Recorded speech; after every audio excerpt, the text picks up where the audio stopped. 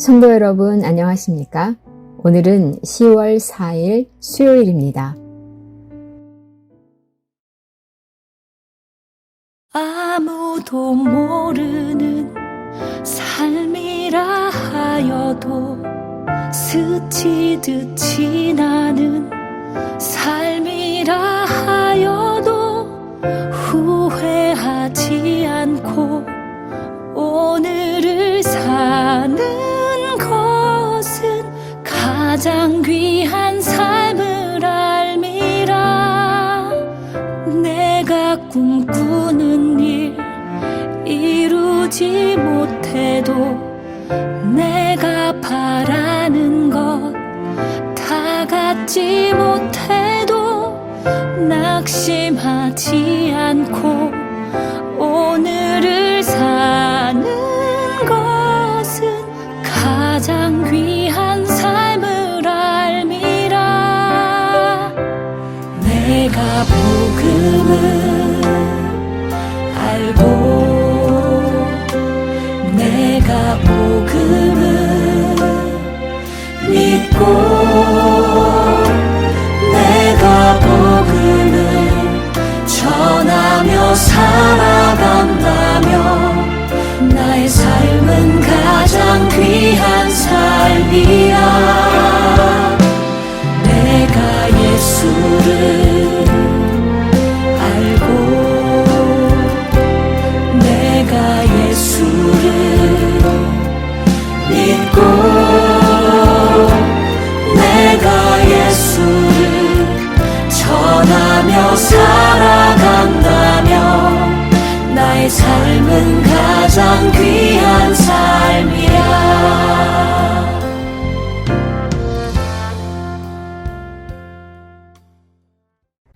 오늘의 말씀은 마가복음 4장 35절에서 41절 말씀입니다. 그날 저물 때에 제자들에게 이르시되 우리가 저편으로 건너가자 하시니 그들이 무리를 떠나 예수를 배에 계신 그대로 모시고 가매 다른 배들도 함께 하더니 큰 광풍이 일어나며 물결이 배에 부딪혀 들어와 배에 가득하게 되었더라.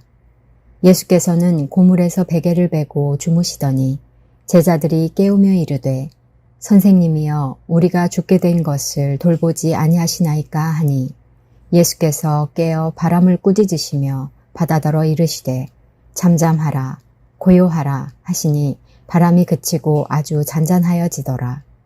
이에 제자들에게 이르시되 어찌하여 이렇게 무서워하느냐 너희가 어찌 믿음이 없느냐 하시니 그들이 심히 두려워하여 서로 말하되 그가 누구이기에 바람과 바다도 순종하는가 하였더라. 10월은 독서의 계절이라고 이야기합니다. 책 읽기에 좋은 날이라고 하지만 책 보기에 좋으면 놀기에도 훨씬 좋습니다. 그래서 10월은 독서의 계절이 아니라 놀기에 좋은 계절입니다. 저는 10월은 잘 놀아야 한다고 생각합니다. 아메리카 원주민들은 10월을 큰 바람의 달, 잎이 떨어지는 달이라고 불렀습니다. 우리나라 절기에선 잎붉은 달이라고 이야기하는데 나무들이 옷을 입고 바람에 자신을 흔듭니다. 그리고 잎이 떨어지는 달입니다. 잎이 떨어지면 아름답고 예쁩니다. 그러니 10월은 놀기에 좋은 계절이라고 생각합니다. 우리 교회 역시 10월에는 행사를 준비하고 있습니다. 교회 학교에선 가을 소풍을 준비하고 기관에선 야유회를 준비하고 있습니다. 이번 주 토요일은 오남선교회와 안수집사회 그리고 3040 특별위원회가 덕신 이웃사랑 실천 집수리를 진행하려고 합니다. 추수감사주의를 준비하기 위해서 대청소도 할 거고 가을이 오니 정원에 꽃도 심을 겁니다. 그리고 10월은 제 생일도 있습니다. 네, 새벽에는 유머가 욕심인 것 같습니다. 욕심을 부리지 않고 정도에 맞춰서 준비하는 게 가장 나을 것 같습니다. 여러분 10월은 어떤 생각과 마음으로 보내고 싶으신가요? 저는 오늘 말씀의 주제와 같이 믿는 10월을 보내고 싶습니다. 올해는 3개월밖에 남지 않았습니다. 우리는 숨가쁘게 달려왔고 앞으로도 가쁘게 달려야 하지만 믿음과 말씀으로 잠시 숨을 고르는 10월이 되기를 소망합니다. 오늘 말씀은 우리에게 믿음에 대해서 이야기합니다. 마가복음 4장에서 예수님은 하나님의 나라가 무엇인지에 대해서 이야기하는데 땅에 있는 씨앗, 등불, 겨자씨 비유를 들어서 하나님의 말씀을 이야기합니다. 우리가 고백하는 것처럼 하나님의 나라는 수동적이지 않고 능동적입니다. 하나님의 나라가 이루어지길 말만 떠드는 것이 아니라 하나님의 나라가 이루어지길 씨를 뿌리고 밭을 경작하고 등불을 켜고 겨자씨처럼 자라서 넉넉하게 되는 겁니다. 예수님은 비유적으로 말씀하셨지만 성경은 우리의 신앙과 실천이 함께 가야 한다는 것을 이야기하고 있습니다. 오늘 말씀은 하나님의 나라가 무엇인지 어렴풋하게 이해하고 있는 제자를 위한 말씀입니다. 35절, 36절 말씀입니다. 그날 저물 때 제자들에게 이르시되 우리가 저편으로 건너가자 하시니 그들이 무리를 떠나 예수를 배에 계신 그대로 모시고 가매 다른 배들도 함께 하더니 아멘. 오늘 말씀의 배경은 갈릴리 호수입니다. 팔레스타인 지도를 생각하면 왼쪽에는 지중해가 있고 성경의 많은 인물들은 지중해의 영향을 받았습니다. 하지만 사도 바울과 같은 사람, 사도 요한과 같은 사람은 갈릴리를 바다라고 불렀습니다. 갈릴리 호수의 면적은 우리 순천에 있는 별량과 서면을 합친 크기입니다. 그러니까 호수라고 이야기하지만 물이 많아서 바다처럼 보일 수도 있습니다. 우리 덕신교회에서 몽골 단기 선교를 잘 다녀왔는데 몽골 사람들은 몽골에 바다가 있다고 생각합니다. 몽골은 러시아와 중국 사이에 있기 때문에 지리학적으로는 바다가 없지만 바다처럼 넓은 호수가 있습니다. 우리가 보기에 호수인 거지 그들이 보기에는 바다입니다. 오늘 말씀도 마찬가지입니다. 갈릴리 호수는 호수이지만 바다라고 부를 수 있습니다. 그러니 오늘 말씀처럼 이 편에서 저 편으로 갈 수 있고 예수님이 가신 배로 함께 갈 수 있습니다. 오늘 말씀의 모든 것은 다 호수에서 이루어집니다. 저는 조례 호수공원을 종종 걷는데 같은 호수이지만 갈릴리 호수는 조례 호수공원보단 훨씬 큽니다. 지금 보이는 게 팔레스타인의 지도이고 갈릴리 호수는 북쪽에 있습니다. 그리고 호수 물줄기를 따라서 요단강이 흐르고 남쪽으로 이동하면 사해의 바다가 있습니다. 서쪽에는 지중해가 있는데 서쪽에선 편서풍이 붑니다. 지중해 구름이 물을 머금고 땅에 비를 내리고 따뜻해진 바람입니다. 그리고 북쪽에는 헐몬산이 있는데 헐몬산에는 중동에 유일하게 눈이 많이 내리는 곳입니다. 지금은 이렇게 스키장으로 이용하고 있지만 여기가 헐몬산입니다. 시편 말씀에서 헐몬의 이슬이라고 이야기할 때 그 헐몬산입니다. 서쪽에선 따뜻한 바람이 불고 북동쪽에선 차가운 바람이 내려옵니다. 그리고 중간 갈릴리 호수에서 만납니다. 순천 조례 호수공원에선 아무리 해도 파도가 불 수는 없지만 갈릴리 호수에선 바람과 기류 때문에 파도가 칩니다. 그러니 제자들은 엄살을 피우진 않습니다. 37절 말씀입니다. 큰 광풍이 일어나며 물결이 배에 부딪혀 들어와 배에 가득하게 되었더라.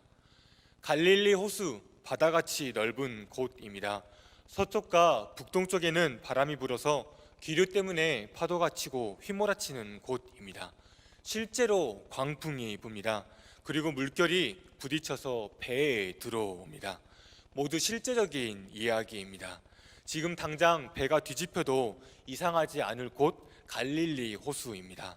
그러니 제자들은 38절 예수께서는 고물에서 베개를 베고 주무시더니 제자들이 깨우며 이르시되 선생님이여 우리가 죽게 된 것을 돌보지 아니하시나이까 하니 아멘. 사람이 죽을 땐 죽겠다는 말이 안 나올 것 같습니다. 제가 축구를 하고 잠깐 쉬고 있는데 공이 하늘에서 날아오는 게 보였습니다. 날아오는 걸 알고 공이 보이는데 몸은 피하지 못하고 공에 맞았습니다. 죽음도 마찬가지일 것 같은데 사람이 진짜 죽을 땐 죽겠다는 말을 하지 못하고 죽을 것 같습니다. 제자들이 지금 그런 상황인데 예수님의 반응은 다릅니다. 39절, 40절 말씀 함께 봉독하겠습니다. 예수께서 깨어 바람을 꾸짖으시며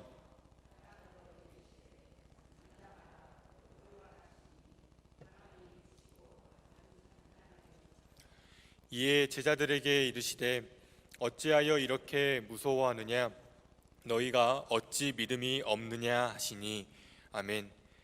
예수님은 믿음 없는 제자의 모습을 꾸짖습니다. 어떤 이는 39절의 말씀을 보고 바다를 잠잠하게 고요하게 하는 전능한 예수님을 상상합니다. 그러면서 예수님의 말씀처럼 전능한 예수님을 믿지 못하는 우리의 무능을 나무라기도 합니다. 성경은 예수님의 권능을 짧게 묘사합니다. 하지만 제자들이 겪어야 했던 믿음의 진보는 이해하게 않습니다. 오히려 그걸 상상하게 만듭니다. 성경은 우리에게 무능하고 맹목적인 믿음이 필요하다고 이해하지 않습니다. 갑상연성으로 나를 치장하고 거룩한 척 하지 말고 목숨이 위태롭고 혼란스러울 땐 예수를 전적으로 신뢰하라고 가르쳐주고 있습니다. 사랑하는 성도 여러분, 오늘 말씀은 우리는 어떻게 이해할 수 있을까요? 화가 렘브란트가 그린 폭풍 속의 주님이라는 그림이 있습니다. 렘브란트는 빛의 화가라고 말하고 명암을 잘 이용하는 화가입니다. 이 그림의 배경은 갈릴리 호수가 맞습니다. 편서풍과 북동풍이 불어서 만나서 폭풍을 일으켰고 호수 이편에서 저편으로 가는 제자들의 배에 물이 넘실거립니다. 어떤 이는 살기 위해서 뱃머리를 잡고 어떤 이는 예수님께 간청하고 있습니다. 또 어떤 사람은 포기한 듯 체념하고 있습니다. 예수님은 이 그림 안에서 지금 배 오른편에 앉아 있습니다. 그런데 예수님의 시선을 따라가면 왼쪽 위편에 빛이 들어온다는 것을 알 수 있습니다. 우리의 인생과 같습니다. 목숨이 위태롭고 혼란스러울 때, 물이 넘쳐서 숨이 가빠올 때 예수를 향한 전적인 신뢰가 필요합니다. 뱃머리를 잡는 것, 죽음을 기다리는 것, 설득하는 것, 인간적인 생각에 할 수 있는 건 다 할 수 있지만 지금 필요한 건 혼란 속의 믿음입니다. 다시 한번 그림을 보면 지금 배 위에 총 14명이 있습니다. 예수님 한 분, 12제자, 그리고 가운데에 줄을 잡고 서 있는 렘브란트가 있습니다. 화가의 특권이라고 이야기할 수 있지만 믿음의 사람 역시 폭풍 속에서 주님과 함께 다니고 있습니다. 우리라고 다를 것 없을 것 같습니다. 인생이 황량하고 허망할 때 빛을 끌어오는 예수의 시선을 기억해야 합니다. 우리가 믿는 예수님은 죽음에서 생명의 길을 내는 분입니다. 우리에게 값싼 영성과 맹목적인 믿음이 필요한 게 아니라 예수님을 향한 전적인 신뢰가 필요하다고 성경은 우리에게 가르쳐 주고 있습니다. 사랑하는 성도 여러분, 지난 9월은 어떻게 보내셨는가요? 남들에게 표현하지 못할 만큼 황량하고 허망한 시간을 보내셨는가요? 이번 10월은 폭풍 속에서 주님을 신뢰하는 10월이 되길 소망합니다. 사랑하는 성도 여러분, 10월을 시작하며 오늘 말씀과 같이 믿음이 없는 자가 되지 않고 하나님을 향한 전적인 신뢰를 통해 거뜬한 여러분이 되길 소망합니다.